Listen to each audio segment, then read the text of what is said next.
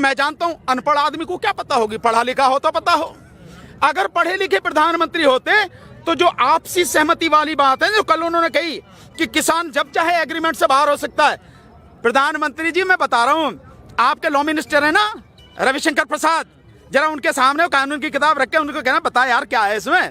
उसकी धारा 11 में लिखा है प्रभु कि इसमें इस एग्रीमेंट को केवल आपसी सहमति से ही बदला जा सकता है या उसे खत्म किया जा सकता है, किसान नहीं कर सकता अकेले, ना व्यापारी कर सकते। रविशंकर प्रसाद ये भी कह रहे हैं कि किसानों के अलावा अगर कोई दूसरा आंदोलन जाएगा तो उसके ऊपर कानूनी कार्रवाई कर लो ना, हम करें सीना ठोक के करके लगाओ धारा, तुम्हें पता है। अरे होने से क्या फर्क पड़ता है यार, मैदान जंग में है यार, इनसे कौन घबराता है। 1998 में मेरे पास मुकदमा, मेरे खिलाफ मुकदमा हुआ 21 साथियों के खिलाफ, 5 साल बाद सरकार ने वापस ले लिया। इससे क्या फर्क पड़ता है? क्या इस मुकदमे के डर से हमें वकीलों को डराओगे? तुम्हें शर्म आनी चाहिए। वकील अगर डर गया तो फिर कैसे काम चलेगा? जितना तुम में दम हो, आपके माध्यम से चेतावनी दे रहा हूं, प्रधानमंत्री जी तुम में, तुम्हारे लॉ मिनिस्टर में, तुम्हारे गृह मंत्री में जितना दम हो उतनी कोशिश कर लो, जितने चाहो मुकदमे लगा दो, लेकिन तुम हमें इस आंदोलन का हिस्सा बनने से, इस आंदोलन में संघर्ष करने से, अपने साथियों के साथ खड़े होने से नहीं रोक सकते। हम जीवन के अंतिम सांस तक लड़ेंगे। ना ना, कानून हम कहाँ समझे? कानून तो मोदी जी समझे। जो मोदी जी ये कह रहे थे ना कि भाई इसमें किसान की फसल अगर बर्बाद हो जाएगी तो किसान की फसल बर्बाद होने पर भी व्यापारी किसान को उसकी कीमत देगा। मोदी जी जरा मैं तो आपको याद दिला दे रहा हूं, ये गन्ना किसान देश भर के, इनका 15,683 करोड़ 15,683 करोड़ पिछले 2 साल से पड़ा है। इसमें 12,000 करोड़ पिछले सालों का है, बकाया अब का नए साल का। आप ये नहीं दिलवा सके अभी ने, आप अभी तक ये नहीं दिलवा पाए, तो आप जो बाकी और चीजें कर रहे हो, भड़काने और ये वाली बातें, उनका कोई मतलब नहीं। पहले तो आप 2022 में मिलेगा ना सर? किनको? सब कुछ 2022 में सारी योजनाएं सरकार। हाँ मिलेगा। 2022 में जब मोदी जी की सत्ता जमीन से उखाड़ के फेंक देंगे तब जरूर किसानों को मिलेगा, पक्का मिलेगा। प्रधानमंत्री ने आज एक बात और कही, कल उन्होंने कहा कि दिल्ली में कुछ बैठे लोग मुझे लोकतंत्र पढ़ा रहे हैं।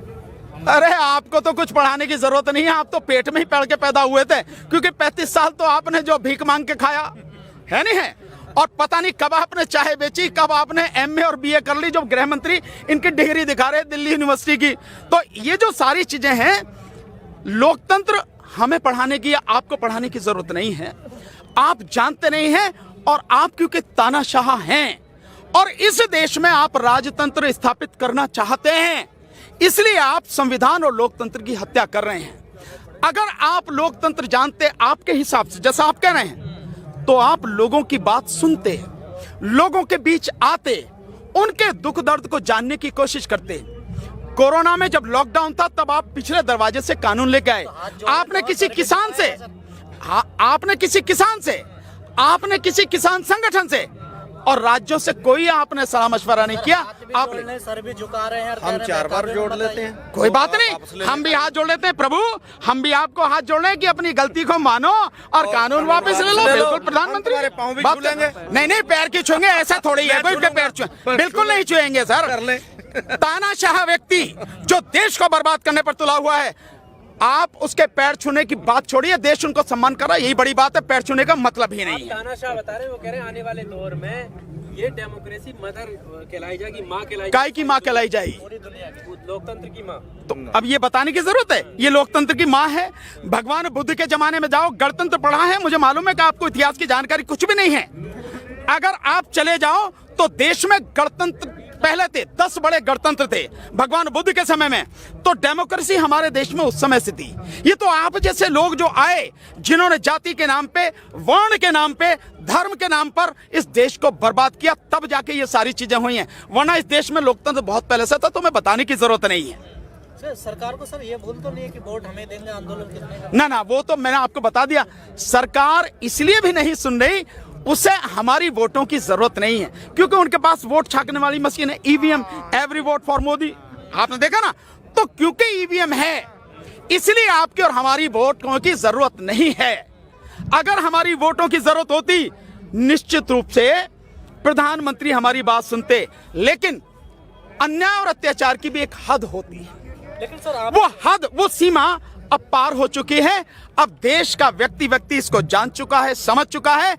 अब आपकी इन झूठी बातों में, बरगलाने वाली बातों में कोई नहीं आएगा, और अब उसका लक्ष्य केवल एक ही है, देश को बचाना, और उसके लिए तीनों कानूनों को वापस करवाना, एमएसपी को कानून लेकिन बनाना। सर ये मामला सुप्रीम कोर्ट में भी क्या लग रहा है सर आपको? नहीं, सुप्रीम कोर्ट जो करे करे, हमें इस बात पे कोई विश्वास नहीं है कि सुप्रीम कोर्ट क्या करेगी क्या नहीं करेगी। मैं तो बहुत स्पष्ट रूप से कहता हूं, इस देश की अदालतें वो न्याय के शब्द को भूल चुकी हैं। अदालतों में फैसले होते हैं, न्याय नहीं होते।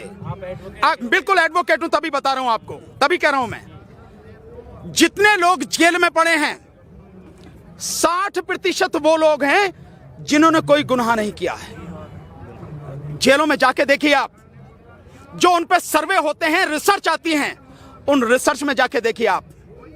अगर अर्नब गोस्वामी की बेल की जो एप्लीकेशन आती है, उस एप्लीकेशन में खामियां होते हुए भी सुप्रीम कोर्ट तुरंत उसको जो अगले दिन सुनती है। लेकिन अगर भीमा कोरे गांव के जो लोग हैं, उनकी एप्लीकेशन आती है इस बात के लिए भी कि इन्हें कम से कम मेडिकल सुविधाएं तो उपलब्ध करा दो, सुप्रीम कोर्ट के पास सुनने को वो समय नहीं है, और कहती है नीचे जाके आप जवाब सुनो। क्या माना जाएगा इसको? 83 साल के फादर स्टैनली, जिनको पार्किंसन की बीमारी है, जिनके हाथ पैर कांपते हैं, 83 साल की उम्र में उस इंसान को आप गिरफ्तार करके ला रहे हैं कि भीमा कोरे गांव में आप उस षड्यंत्र में शामिल थे, जिसका भीमा कोरे गांव से कोई अभी सुनिए आप गजेंद्र जी, जिनका कोई लेना देना नहीं। जो वरवरा राव हैं, तमिल कवि, वो 82 साल की उनकी उम्र है, खाट में पड़े हैं, चल भी नहीं सकते हैं, आप उनको जेल में बंद करके रखे हुए हैं। जो एक बहुत बड़ी वकील रही हैं, सुधा भारद्वाज, विदेशों में पढ़ के आई, लेकिन छत्तीसगढ़ जैसे आदिवासी इलाके में जाके उन्होंने आदिवासियों के लिए काम किया। और आपको ध्यान होगा 2012 में एक वहां पर कांड हुआ था जिसमें तकरीबन 15 आदिवासियों को मार दिया था फोर्स ने। उसके विषय में उन्होंने कहा था कि आदिवासियों की कोई गलती नहीं, वो नक्सलवादी नहीं थे, वो आम नागरिक थे। जिसके विषय में मध्य प्रदेश हाईकोर्ट के एक जज गुप्ता जी, जिनको एक कमीशन जो था, उस कमीशन का उनको चेयरमैन बनाया गया, और अभी 1 साल पहले हुई होगी मुश्किल से, उन्होंने वो रिपोर्ट दाखिल करी और उसमें उन्होंने वही कहा है जो सुधा भारद्वाज जी ने कहा था। ये लोग कोई नक्सली नहीं थे, महिलाएं भी थी, बच्चे थे, बेगुनाह लोग थे, आम आदमी थे, जिनको फोर्स वालों ने मार दिया। उन्हीं सुधा भारद्वाज को केवल वो आवाज उठाती, इसलिए बंद कर रखा आपने। लेकिन आनंद तेल तुमड़े साहब, जो इतने बड़े विद्वान हैं, 35 किताबें जिन्होंने लिखी हैं, दुनिया की अलग अलग यूनिवर्सिटियों में जिन्होंने पढ़ाया है, आप उनको बंद करें। उनकी चीजें सुनने के लिए आपके पास समय नहीं है, उनकी बेल एप्लीकेशन, उनकी कोई एप्लीकेशन आप सुनने का टाइम नहीं है। लेकिन वो आदमी जो इस देश में दंगा करवाने के लिए जी तोड़ कोशिश कर रहा है, आर भारत का जो मालिक है अर्नब गोस्वामी, आपको उसकी बेल एप्लीकेशन सुनने के लिए टाइम है आप, और उसे आप तुरंत बेल दे रहे हैं। और आप कह रहे हैं कि किसी को अगर अच्छा नहीं लगता इसको चैनल मत देखो, तो भाई हम जो कर रहे हैं मत देखो। आप जो हमारे बात कह रहे हैं, अगर आपको बुरी लग रही है मत सुनो, आप मत देखो। आप ये समझना पड़ेगा अदालतों को कोई आप वो कर क्या रहे हैं। मैं वकील हूं इसलिए बता रहा हूं, और मैं बहुत सी चीजें आपको बता सकता हूं, और उसके सबूत भी आपको आप ही के माध्यम से आपको रिकॉर्ड भी करवा सकता हूं। अदालतें केवल नाम की रह गई हैं। अगर अदालतें ईमानदारी से काम कर रही होती, न्याय देने की स्थिति में होती, न्याय करती, संविधान की रक्षा कर पाती, संविधान में जो जिम्मेदारी उन्हें दी गई उसे कर पाती, इस देश में इतना अन्याय और इतना अत्याचार नहीं होता, लोग सड़कों पर नहीं होते। आप कह रहे हैं सरकार तानाशाह हो गई है, अदालत को कोई विश्वास नहीं, तो फिर किससे न्याय मिलेगा आपको? सड़क से। मैंने तो पहले भी कहा था, जब सरकार ही तानाशाह हो जाए, सारे जो संवैधानिक संस्थान हैं सरकार के गुलाम हो जाएं, और अदालतों से भी न्याय न मिले, तो केवल एक ही रास्ता है, जन आंदोलन, सड़क का रास्ता।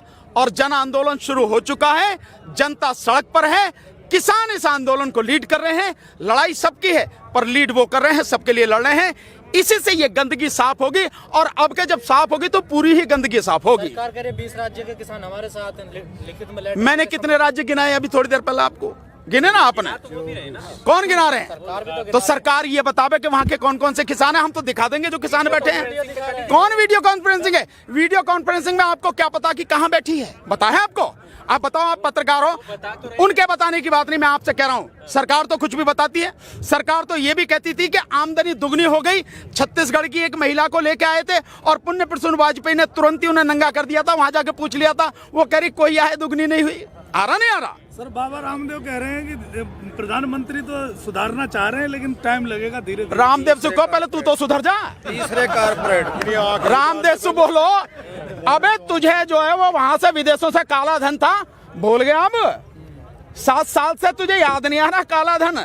जब तो बड़ा जो है मैं तो घूमता फिरता है, जो कि 15 लाख आ जाएंगे खाते में, प्रधानमंत्री सब कह रहे हैं। हाँ अजय, अब तो एडवर्टाइजमेंट करता, विज्ञापन करता है। खेत का है वो जो आटा बेच रहा है। जी जी जी जी, रामदेव के देखिए, मैं नहीं, आप देखिए, मैं नहीं, आप सारी रिपोर्ट देखिए। लाला रामदेव के जितने भी प्रोडक्ट हैं, 60% प्रोडक्ट आउट ऑफ डेट हैं, या जो पैमाना है उस पैमाने पर खरे नहीं उतरते हैं। ये रिसर्च बार बार आई है, एक बार नहीं कई बार। इस देश में धर्म के नाम पे अंधे लोगों की बहुत बड़ी संख्या है, और वो जो दुकानदारी कर रहा है वो धर्म के नाम पे कर रहा है। ये सबसे बड़ी दिक्कत है। इसलिए लोगों को सोचना है कि हमें धर्म के नाम पर गुमराह नहीं होना, हमें जो मुद्दे हैं उनकी बात करनी है। रामदेव से ये पूछो, स्वदेशी की बात कर रहा, जिस गाड़ी में घूमे कौन सी है वो? और तू दुनिया को दवाई बांटता फिरा। जब तुझे हार्ट अटैक हुआ या तेरे उसको हार्ट अटैक हुआ तो यही आया ना एम्स में, उसी से ठीक कर लेता है नहीं है? और जिस प्रधानमंत्री की बात कर रहा, प्रधानमंत्री जिस गाड़ी में चलते हैं, 9 गाड़ियों का जो काफिला है, 9-10 का, एक गाड़ी की कीमत 3.5 करोड़ है, और विदेशी गाड़ी है BMW, विदेशी गाड़ी है। स्वदेशी की बात करते हो तो पहले उसमें चलो ना। स्वदेशी की बात करते हो और सिर्फ अपने घूमने के लिए प्रधानमंत्री 10,000 करोड़ का जहाज खरीद के ले आए, और इस 10,000 करोड़ में 10 रफेल आते, 10 रफेल, जो पूरे पाकिस्तान के लिए काफी थे।